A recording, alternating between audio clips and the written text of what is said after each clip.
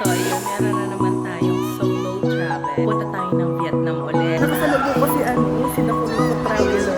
Nakalagpas na tayo ng immigration, no?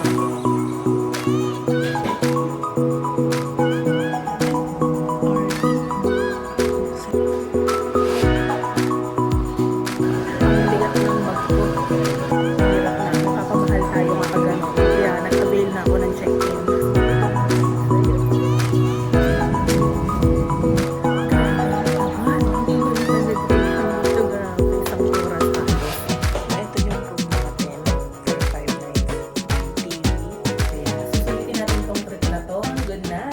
Hello guys! Welcome back to my channel. So ayun, meron na naman tayong solo travel. So pupunta tayo ng Vietnam ulit. So pangalawang beses na natin magba-Vietnam. Pero this time sa Ho Chi Minh City tayo. So mag-stay tayo dun ng 5 nights. Flight na natin today and pupunta na tayo ng Naiya Terminal 3. Ito lang yung aking dala. So sling bag na yung hand carry ko tsaka yung check-in luggage. So guys, samahan nyo ako sa trip na to. It's a 5-day trip. Whole 5 days talaga yung trip na to. Sulitin natin yung Vietnam, yung Ho Chi Minh City. May mga tours tayong in-avail sa Klook. So pakikita ko sa inyo lahat ng gagawin ko per day. Kaya watch out sa mga vlogs na i-upload ko. So ito ay magiging Vietnam Ho Chi Minh City vlog series naman. Please subscribe, comment, and palike na rin. So, thank you guys. Ayan si Riley. Nay, alam niyang aalis ako. Malungkot. Nay, I love you. Ay, nice sus. So, ito guys, let's go. Mag-grab na lang ako papunta ng Terminal 3. Ang flight ko is 10:30 pa, pero ito, magsi 6 PM na. Pupunta na tayo kasi ayaw din naman natin ng ma-rush, no? So, yun, tignan natin kung makakapag-lounge tayo. Balita ko is close yung Marhaba.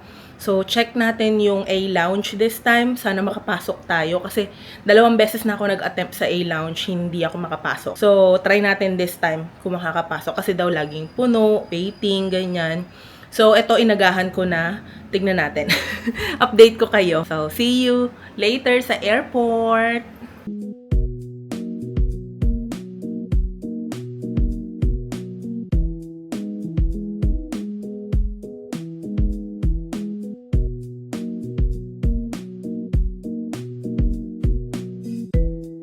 Ayan guys, nasa Naiya na tayo.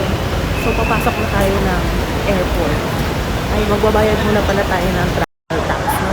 Hindi masyadong matao ngayon, in fairness. So, ito ang lagay ng Naiya Terminal 3. So, hindi naman siya masyadong matao, in fairness. Ayan, bayad muna tayo ng travel tax dito. Pabayad na tayo ng travel tax. Mabilis lang. Ako na agad din nasa pila. 1,620. So, ayan. Punta na tayo sa counter. Ito tayo guys, yung 5J571. Uy, ang haba ng pila. Haba ng pila. Mabilis lang. Manila to Saigon. 10A. O, medyo unahan to. So, let's go. Punta tayo ng immigration. Pag walang pila, libutin muna natin saglit yung ano nila, yung food hall dito para may idea kayo guys kung gusto nyong kumain. Ayun, so may pila naman. Pero, ayan, akit muna tayo dito sa second floor guys. Ayan, nasa second floor tayo. Nakasalubong ko si Nakuliko Traveler. Ayun, yung nakamaong. Nakasalubong ko siya, nahiya ako magpa-picture. Pero ayun, so mukhang may travel siya. Punta muna tayo dito sa mga kainan sa food hall. Ayan guys, may McDo rito. Ayan, meron din ditong footbridge. Ayan. So, ito yung second floor. Ayan, umakyat lang kayo dyan. Pwede rito kahit yung mga nag-aantay sa mga paparating. So, pwedeng pumunta rito kahit hindi ka pasahero para kumain. Kasi open siya. So, yan, may mga nag-aantay. Dito, may racks. Tapos, may tenya. Ito. Ayan. So, yan. Punta kayo dito, guys. Arrival, tsaka departure, pwedeng mapuntahan to. Ito yung tenya. Meron pa dito, Stop and Go. Kala ko yung stuff na ano, tawag dito, yung burrito. Bibili sana ako. Nalilito na ako. Wala dito yung iba. Saan ba yun? Wait lang. Pero kasi merong pang mga ganyan, oh. Level 2 mezzanine hall. Saan ba yun? Baka sa kabilang side. LA Chicks, Kenny Rogers, Popeyes, Cocina Ilocos. Ah, okay. So, dapat tayong... ito yung mezzanine. Balik tayo guys doon sa McDo. Feeling ko sa kabilang side yon. Kasi wala dito eh. Ayan. Yun lang nandito sa may left side. Ano lang, Raxtenia. Ayun. Tapos dito, McDo. So may oras pa naman tayo. Libutin lang natin saglit. Saglit lang talaga. Para makita ko rin kung ano yung tsura ng mezzanine hall nila dito. O, diba? Walang tao rito banda, oh. Hindi masyadong busy. Dito, may Goldilocks. Nasaan kaya yung ibang kainan? Okay, wrong tayo. Balik tayo. Kasi yung elevator pala doon sa baba. 4th floor pala to. So, level 2 daw yung mezzanine. So, punta tayo doon sa elevator ulit sa dulo. Ay, gusto ko na mag-give up. Hindi ko kasi alam to. Hindi ko pa familiar. Ayun. First time kong mapupuntahan. Guys, suko na lang ako. Kasi, baka matagalan ako sa immigration. Madami na yung tao. So, wala. Hindi ko na nalibot yung mezzanine na yun. So, siguro pag-arrival, tignan natin. Baka maabutan natin. Pero ngayon, wag na lang. Para makapag-lounge tayo. Try natin yung makapasok sa lounge. Punta na tayo sa immigration. So, ayan. Nakalagpas na tayo ng immigration, no? Medyo 30 minutes din ako nag-antay. And ang tinanong lang naman is kung government employee ako. So, yan. So, punta na tayo ngayon sa lounge. Ayan. Pasok tayo sa air lounge.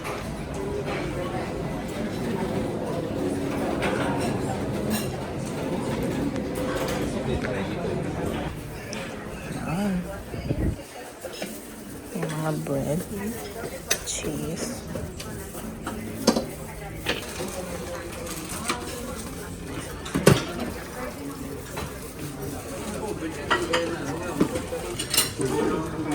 So, ito yung dinner natin dito sa A Lounge. Nakapasok ako agad kasi may available seat. Meron dito mga alak, beer, wine. Ayan, pag gusto nyo. So, ito yung paligid.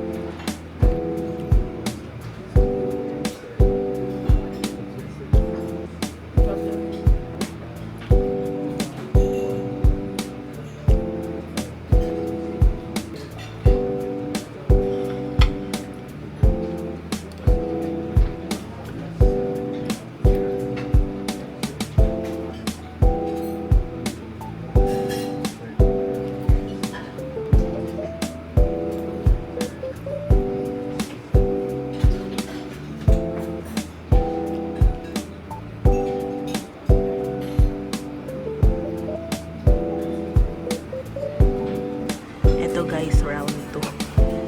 Gutom ako talaga. So, may oats caldo. Ayan, pasta. Tapos kumulang ako ng pork ulit, siomai, tsaka sausage. Saging and Greek yogurt. Ayan. Tapos may paganito rin sila, oh. So, sulit na sulit dito sa A Lounge. First time natin mag-A Lounge, kaya naman 10 out of 10 ka ngayon.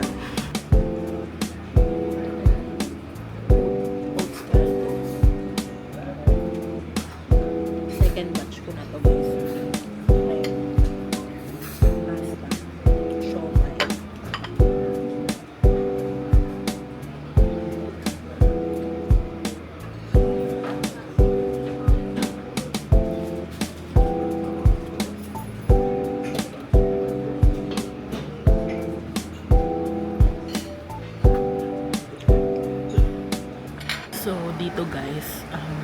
ginamit ko ulit yung Maya card ko, yung Dragon Pass. Kasi merong per quarter yung Pay Maya Black Card na complimentary na lounge.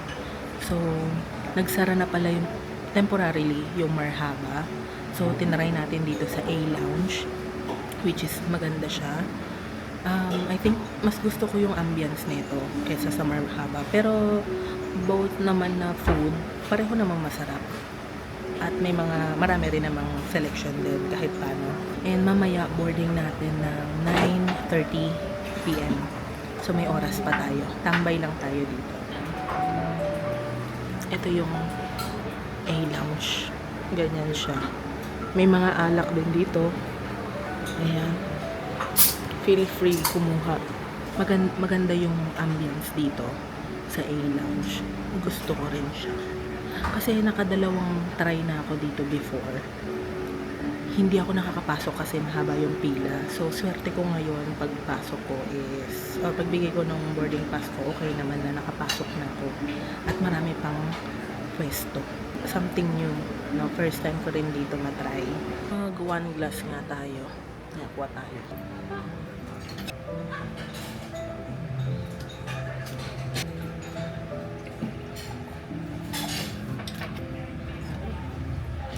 Ang sarap na itong wine. Hindi siya dry. Ayan siya. Masarap. Ay! R.E. Roxanne Espadero. Yan yung name.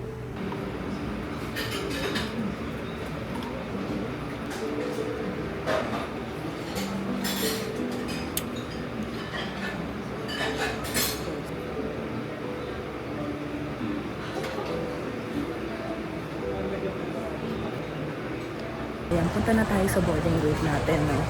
Kasi, konting minuto na lang. Ay, grabe, busog na busog ako. Ang dami ko nakain.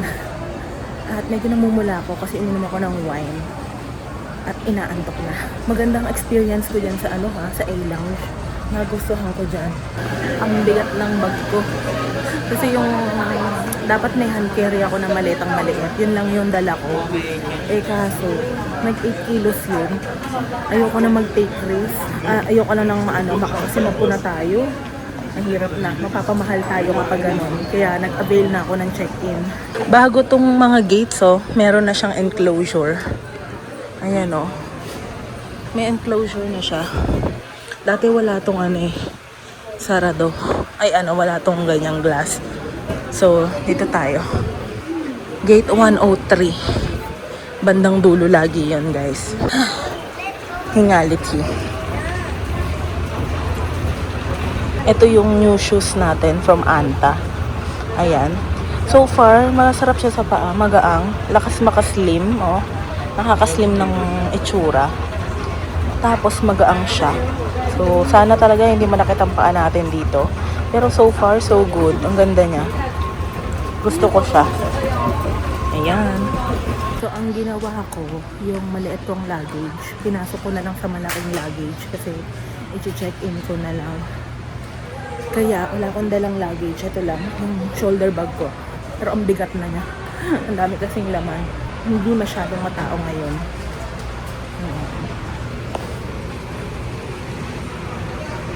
Malamig dito Malamig.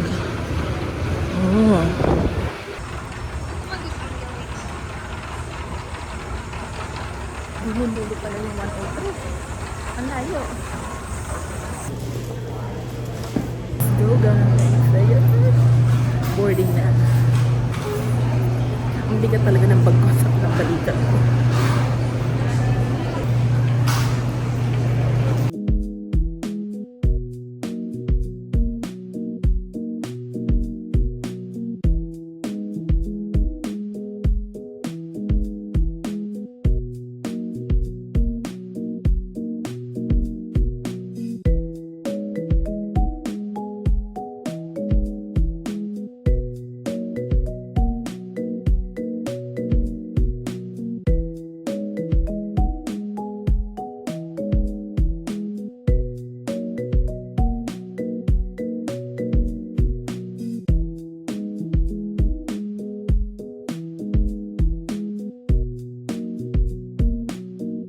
Ayan guys, nag-arrive na tayo. So, sumakay tayo ng bus papunta rito sa may arrival hall nila. So, lalakad tayo papunta ng immigration. And it's currently 12:05 a.m. Grabe, ang tagal. Ang tagal ng immigration dito. Grabe, isang oras halos. So, kuhain na natin yung gamit natin sa carousel ko. Nakakaloka. Ba't nasa gitna yung luggage ko? Ayun, oh. Ano, hindi naman umaandar. Nakakaloka. Ba't kasi nandun sa gitna? So, kanina pa akong paikot-ikot. Wala akong makuhaan. Come on. Grabe. Grabe, kanina pa. Ay. Kasi kanina pa to siguro dahil sa sobrang tagal ng immigration. Siguro, inangat nila kasi ayun nga. Kanina pa. Nakakaloka. Tapos palang mga staff. Naghanap talaga ako dun pa sa unahan. Anyway. So, dito ang dami nag-aabang. Gantong oras, ang daming nag-aabang. Ito yung arrival nila. So, dito siguro aantayin yung Grab.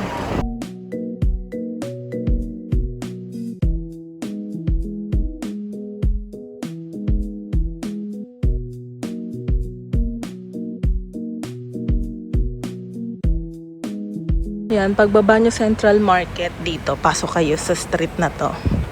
Nandito lang yon, malapit lang.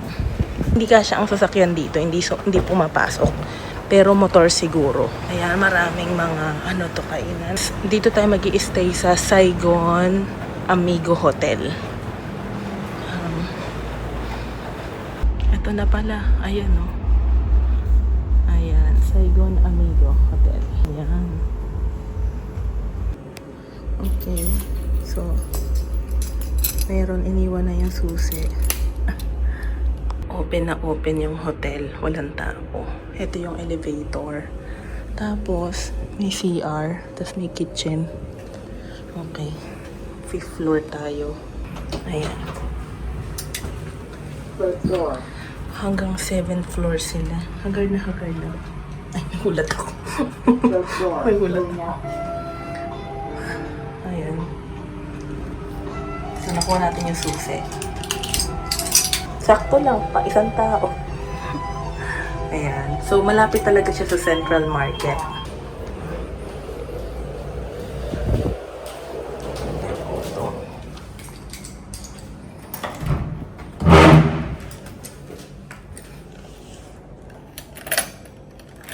Ay, ginaganon pala.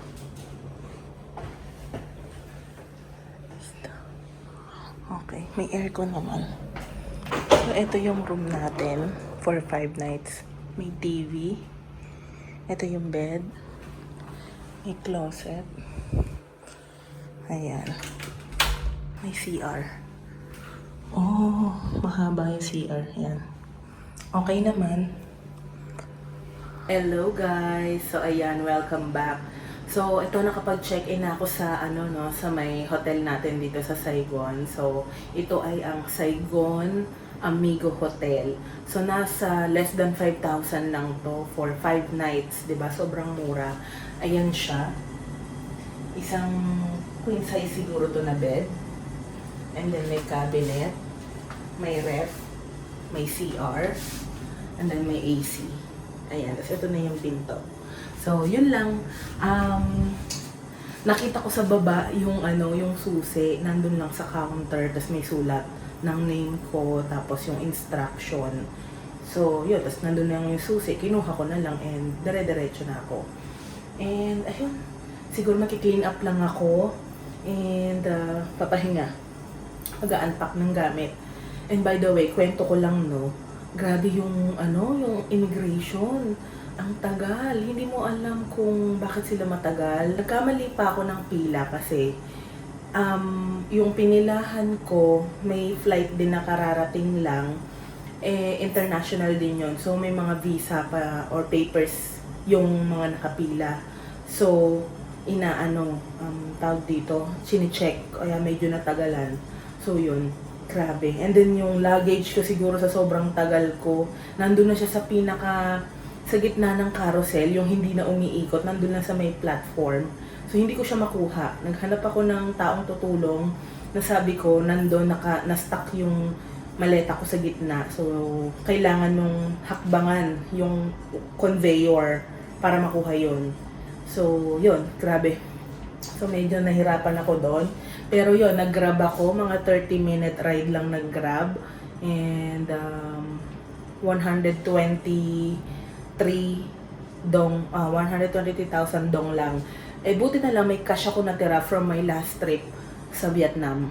Yung doon nagsapa in Hanoi ako. So, may natira pa akong 126,000 dong.